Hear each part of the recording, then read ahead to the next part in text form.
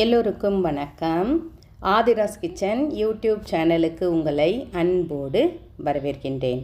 நல்லதை நினைப்போம், நல்லதே நடக்கும்னு சொல்லி இந்த பதிவை நான் ஆரம்பிக்கிறேன். இந்த ஐஸ்வர்ய சொம்பு திருக்கார்த்திகையில் பூஜை அறையில் வையுங்கள். தடையில்லாமல் பணவரவு இருக்கும், கடன் அடையும், கடனே வராது அப்படின்னு தலைப்பு போட்டிருக்க இல்லைங்களா? அது என்னன்னு பார்க்கலாம். நாளைக்கு கார்த்திகை கிருத்திகை விரதம், அதுவும் வெள்ளிக்கிழமையில் வந்திருக்குது. நாளைய தினம் நம்ம வீட்டை சுற்றி, வீடில் உங்களுக்கு எங்கெங்கெல்லாம் விளக்கேற்ற முடியும்னு நினைக்கிறீங்களோ அங்கெல்லாம் விளக்கேற்றி வைங்க. வீடு சுபிக்ஷம் பெறும்.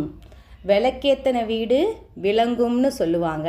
அந்த விஷயத்தில் இதை நீங்கள் கடைப்பிடிங்க. இந்த மாதிரி விளக்கேற்றி வைக்கிறத ஒரு தலையாய கடமையாக நினச்சிக்கோங்க. மாலை நேரத்துலையும் வீட்டில் இப்போ இந்த கார்த்திகை தீபத்தன்னைக்கு நம்ம நாளைக்கு மாலை தான் ஏற்றுவோம். அதுக்காக காலையில் எழுந்துட்டீங்க, ஒரு பிரம்ம முகூர்த்தத்தில் உங்களுக்கு ஒரு முழிப்பு வந்துடுது, நீங்கள் எழுந்துட்டீங்க அப்படின்னாலே நீங்கள் பிரபஞ்சத்துக்கிட்ட என்ன கேட்டாலும் கிடைக்கும். 1 கோடி கூட கேட்டு பாருங்கள், கண்டிப்பாக கிடைக்கும். இப்போல்லாம் பாருங்களேன், யாரை பார்த்தாலும் 10 கோடின்றாங்க, 30 கோடின்றாங்க, 20 கோடின்றாங்க, 300 கோடின்றாங்க, 600 கோடின்றாங்க. ஆனால் நம்மளெல்லாம் பாருங்களேன், லட்சக்கணக்கில் தான் நம்மளாலாம் அதை புரட்ட முடியுது. ஏன்னா நடுத்தர வர்க்கத்தினர் நம்ம. அப்பர் மிடில் கிளாஸாக இருந்தாலும் 1 கோடி ரூபாயை நீங்கள் சேர்த்து வச்சுக்கிறீங்களான்னா இல்லைன்னு தான் சொல்லுவாங்க. ஏன்னா அதுக்கேற்ற வாழ்க்கையில் நம்ம அந்த பொருள் வாங்குறது, இந்த பொருள் வாங்குறது, தேவையான பொருள் வாங்குறது, அப்படி தான் நம்ம இருப்போம். 1 கோடிக்கு சொந்தக்காரவங்கன்னு வேணால் சொல்லிக்கலாம். நம்ம சொந்த வீடு இருந்துச்சுன்னா அப்படின்னு சொல்லலாம். 1 கோடி இருக்குது என்கிட்ட சொத்துன்னு சொல்லிக்கலாம் நம்ம. ஆனால் கோடீஸ்வர யோகம், நல்ல ஒரு அதிர்ஷ்டமான ஒரு நேரம், தடையில்லா பண வரவிற்கு. இப்போ நம்ம யோசிக்கிறோம் இல்லைங்களா, இந்த மாதிரி நம்ம என்னைக்கு தான் சொல்ல போகிறோம் தெரியலையே, கோடியில் நம்ம எப்படி சொல்ல போகிறோம். அதுக்கு முன்னாடிலாம் பார்த்திங்கன்னா லட்சாதிபதின்னு வாங்க, லட்சாதிபதினாலே பெரிய விஷயம். இப்போ கோடீஸ்வரங்கன்றாங்க. அப்போ நம்ம லட்சாதிபதியாவது இருப்போமே அப்படின்ற ஒரு மனசில் வச்சுக்கிட்டு, நாளைக்கு திருக்கார்த்திகை, அதுவும் வெள்ளிக்கிழமையில் வருது, ஐஸ்வர்யமான ஒரு நாள். இந்த ஐஸ்வர்ய சொம்பு இப்போ நான் வீடியோவில் காமிக்கிறது செம்பு சொம்பு. உங்ககிட்ட பித்தளை சொம்பு இருந்தாலும் எடுத்துக்கோங்க. அப்படி அதுவுமே இல்லைனாலும் ஒரு மண் பானை இருந்தால் கூட அதில் இதை செஞ்சு வைக்கலாம். இப்போது ஒற்றைப்படையில் பொட்டு வச்சுக்கோங்க. நான் மஞ்சள் குங்குமம் இல்லை சந்தனம், இன்றைக்கி நான் சந்தனம் தான் யூஸ் பண்ணுறேன்.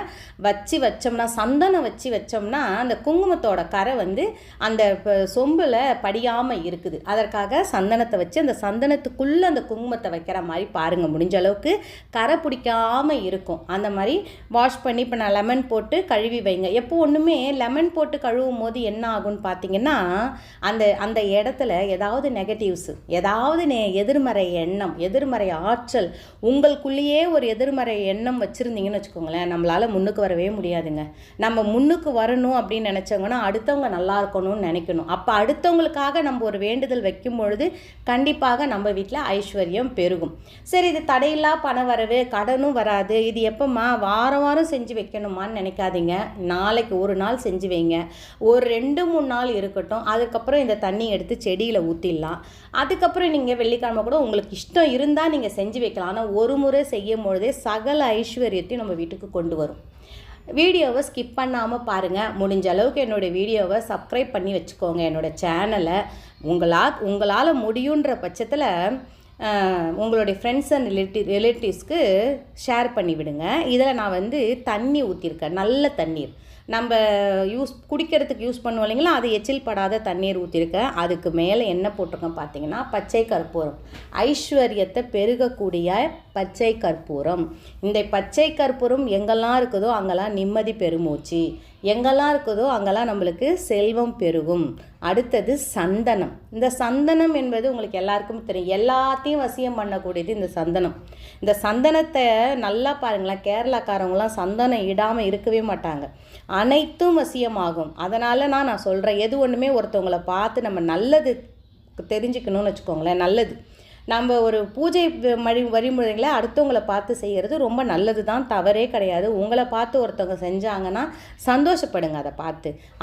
அதில் என்ன பண்ணியிருக்கேன்னு பார்த்தீங்கன்னா, ஒரு ஏலக்காய். இந்த ஏலக்காய் எங்கெல்லாம் வாசமாக இருக்குதோ, நான் சொல்லுவேன் இல்லைங்களா, உங்களுக்கு ஒரு நெய்வேத்தியம் பண்ணி, நாளைக்கு நம்ம எப்படியோ ஒரு நெய்வேத்தியம் பண்ணுவோம். கண்டிப்பாக நாளைக்கு வடை, பாயசம், சில பேர் வந்து மாவிளக்கு போடுங்க. முக்கியமாக அது முதல்ல செய்யுங்க முருகருக்கு.